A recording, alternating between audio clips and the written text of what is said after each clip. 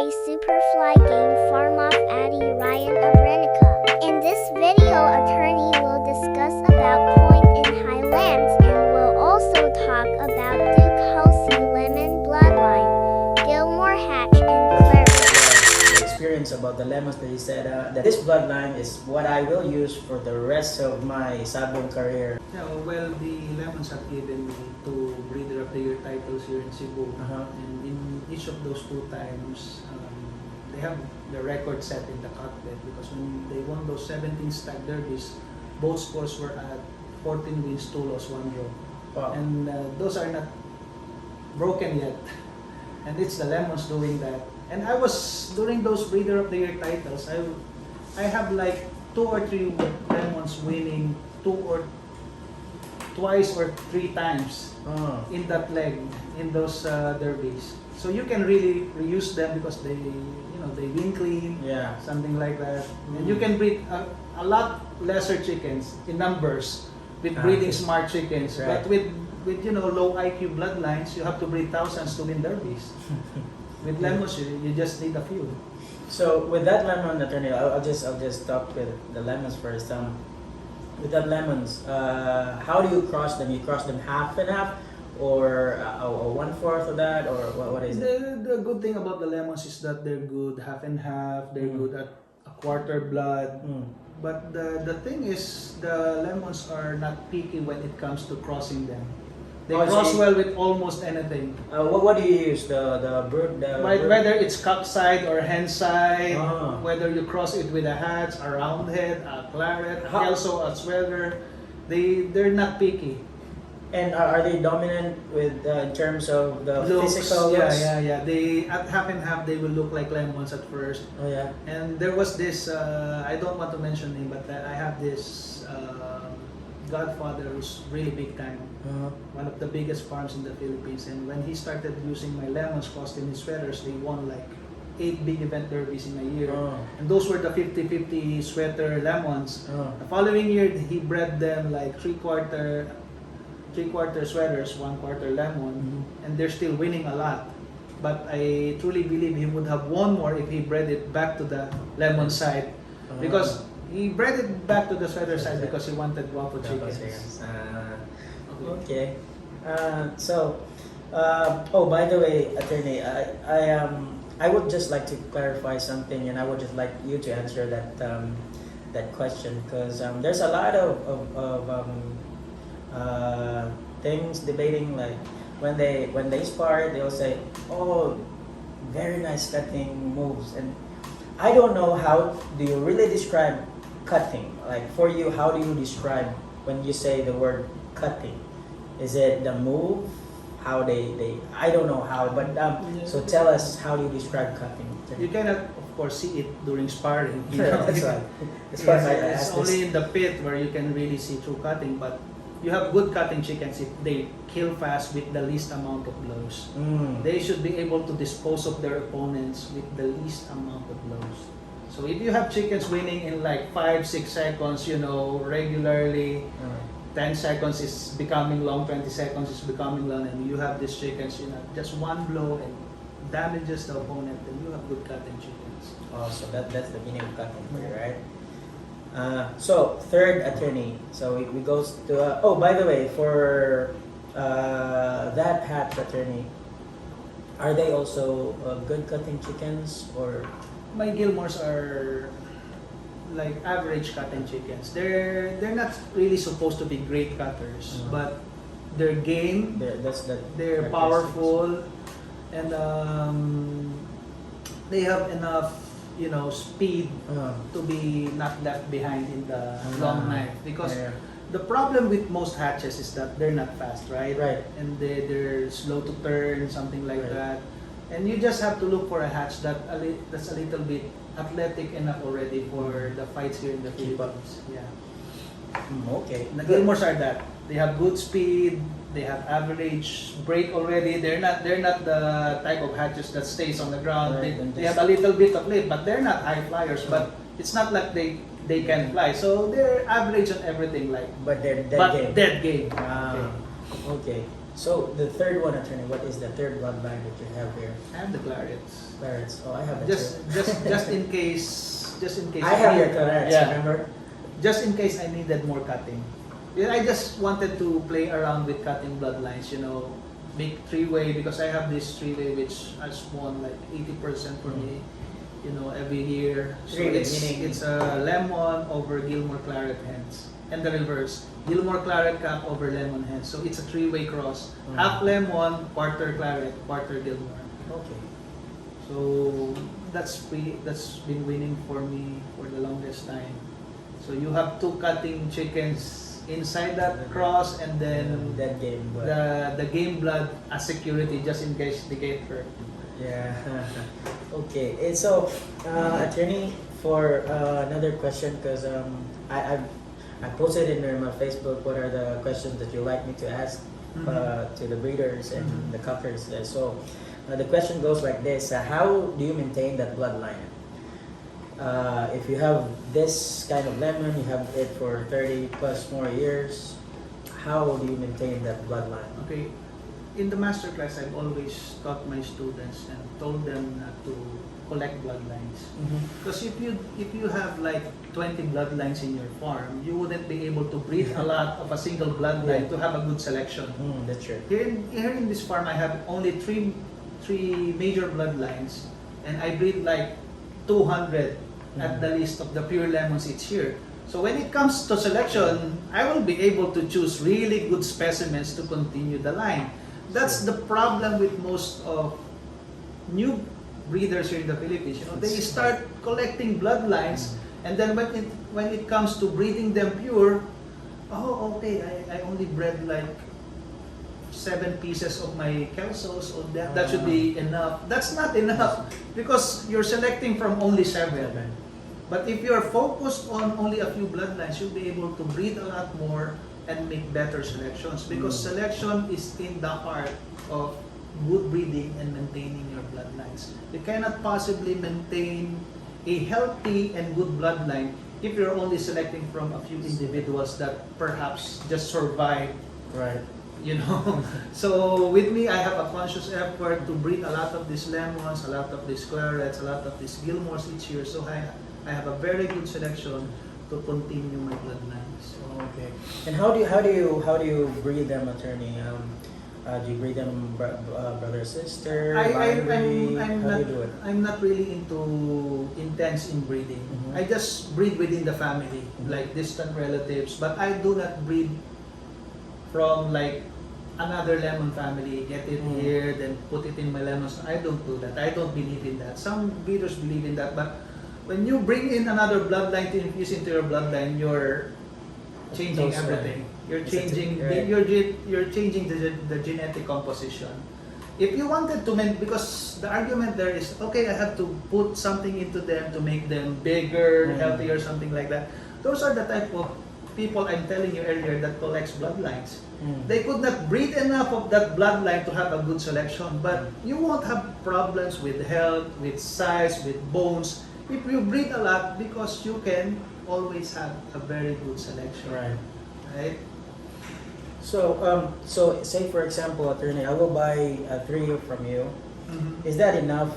For how long I can maintain the bloodline? Say for example, I'll buy a trio of your lemon. How would you advise me, and how can I breed them to be able to maintain them? You start with cousins, something like that, because I have like 8 pure pens of the lemons each year when I breed them. So I have loyal buyers of brood fowls every year. So all they do is ask me, attorney, what lemons can you send me that I can breed to the lemons that I got from you before. So I will just check on my records and then send them cousins, Okay. something like that, nieces to what they have there, or nephews to what they have already in their farm. So that's how you breed it. Just breed them far apart. I do not like brother-sister mating, or constantly How about father? constantly breeding back to the father or to the mother. That's called intense line breeding. You know, that's where the problem starts. And you only do those things if you are still setting a family. You know, but if they're already inbred as a family, meaning you haven't put anything into them for the longest time. You just breed within the family. Just keep a safe distance, not to do intense inbreeding so that they don't suffer health problems, they don't have, you know, size problems, Yes. something like that. That deep inbreeding gives to your chickens. How about a half brother sister mating? Yeah, that's good. That's what That's okay. I like that a lot. You know, they have different mothers, same dad, or different dads, same mothers. That's okay. Yeah, that's okay. I do a lot of that with the lemons, and I'm able to fight the lemons pure because I really do not, you know, do a lot of brother sister mating, not unless I really needed to. So with the lemons, attorney, and this is also a question from another subscriber. What is your most unforgettable moments with those lemons? It has something to do with my dad. Uh-huh. You know, my daddy never had any bloodlines in his farm, only the lemons. Uh-huh. And when I was growing up, we were just These are lemon guapos or what is it? No. It's called the Duke Hulseys. The Duke Hulseys. They're the 84s before. Connected with the pioneer. But you know, there's so many variants of them. The Right. one I got were originally from Eduardo Shoson. Uh-huh. So he's the stacking of Central Luzon before. So my dad was the financier of him. So we were able to get his best stocks, and we just maintained them that way since, you know, getting them 30 plus years ago. I was still in my elementary years when I first saw them, and we were just fighting a lot of hack fights then because there's not a lot of derbies in the 80s, right? Just three cups, 4 cups. A 5 cup is really big during those times already. So we will be fighting these 3 cup derbies, 4 entries, and we will go champion on 2, runner up on 2, and then a lot of wins in the half fights. And there was a time we were fighting in the old Elorde Sports Complex there in Sucat, Parañaque, and I was already the one conditioning my chickens because I was really into How old were you conditioning. back then when you were doing that? And I was just grade 5, grade 6, and then up to when I was the entire high school years, I was the one already conditioning our chickens because my dad would give me per wins, and I was after the per wins. He would give me 500 per win. So man, that's big money when I was young. Yeah. So I started learning conditioning, and I was taught by a very good, you know, pointer back then. And San Pablo City is like full of legends during that time. So I was able to get some tricks, you know, from the good ones there. So you know the big ones are from there, Patrick Antonio, June Cuello, you know, and the rest of the legends there. And then my godfather, Antonio Jun Mendoza. So I have very good advices, you know, growing up.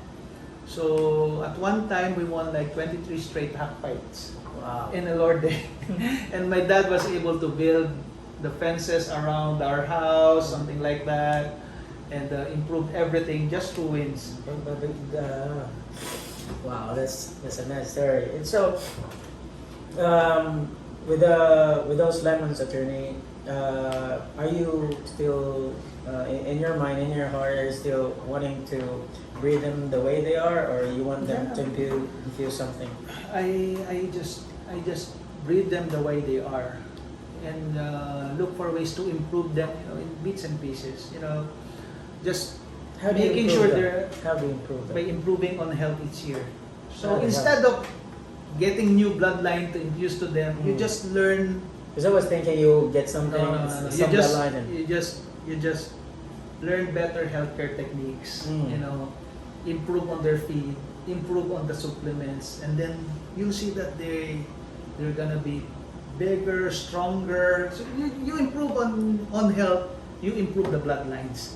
It's not just through infusing. You know, when you go into this habit of just infusing every chicken that you can to your bloodlines, you're constantly changing them. And with this, attorney, sorry to cut you short. With this, because we want details about how you improve the health, what vitamins like that. Yeah. We can have this in your master class, right? Yeah, it's being taught in the master class because the master class is more focused on rearing and breeding, because I truly believe that the foundation is always health. Mm-hmm. If you have great health in your chickens, the chances of winning is always high. Mm-hmm. So that's what we teach first in the master class. Conditioning and pointing are bonuses. But we're how strong many in days pointing and conditioning. Yeah. In the class, when it starts to telling the foundation bloods, they're not really attentive. But when they get to the Pointing and conditioning, every and eyes are that's, up in there. it's pretty hard to tell beginners to focus more on healthcare because they're new. They do not know better yet. But the longer they are in this industry, they learn that the healthier their falls are, the more winnings they will have this year. If you have a bad year raising healthy chickens, for sure you're gonna have a bad year fighting them. If you have a great year raising healthy chickens, you'll have a lot of wins that year for sure, buddy. Because during those times when I was not winning a lot, and I trace back those years, those were the years I had some kind of trouble with the health in the yard, in the range area, something like that. But if it's perfect during rearing season, they grew up without any kind of health hiccups, and that's the time you become breeder of the year. So, what can you give? What tips can you give us in just a tip like in rearing chicks? Okay, of course, this is pretty basic, but it's very important. Cleanliness should be top of your list. Make sure that the range area is clean. We have a guy that collects their poops, their droppings from under the trees and their houses every day, and we disinfect. Every day? Yeah. You need to remove the poops. It's just like having a house and you do not flush the toilet, something like that, and all the bacteria and viruses are there. Right. So remove that from your farm every day, and you'll have a lot healthier chickens for sure. Okay, that's it. And then disinfect at least once a week, and then we also change the range area every 3 to 4 years because the bacterial levels in those range area will start to rise because you've been raising chickens there for like 2, 3, 4 straight years. So we look for another area to raise them. In the farm, but not in that area. So we enclose another area with net that's fresh. So we use that for 3 years, then rest the area, then come back there in another 3 to 4 years. Okay, so that's a tip. And then any suggestion? What kind of terrain that they should have? It should be flat. I think does it matter? As long as you have basic healthcare techniques and you learn from someone like that, you've been taught good, like in the master class, it won't matter what place you raise your foxes. Because I was in Lapu-Lapu and and people were calling Lapu-Lapu like the Death Valley because they don't, nobody will win breeder of the year there because it's near the sea. It's very hot, it's very rocky, but I was able to win a lot of my fights there because I know how to take care of chickens growing up and making them as healthy as possible. But right now I'm here in the mountains.